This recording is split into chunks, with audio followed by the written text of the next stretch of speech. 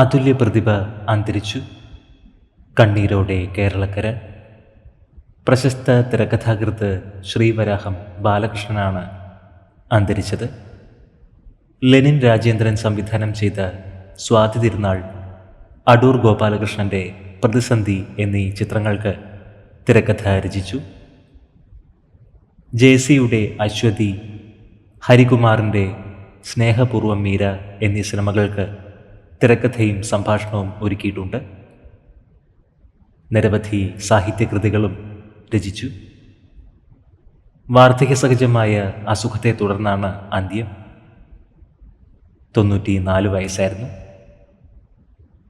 പ്രണാമം അർപ്പിച്ച് നിരവധി പേരാണ് ഇപ്പോൾ സമൂഹ മാധ്യമങ്ങളിൽ എത്തുന്നത്. ശ്രീവരാഹം ബാലകൃഷ്ണൻ്റെ ആത്മാവിന് നിത്യശാന്തി ലഭിക്കട്ടെ എന്ന് നമുക്ക് പ്രാർത്ഥിക്കാം.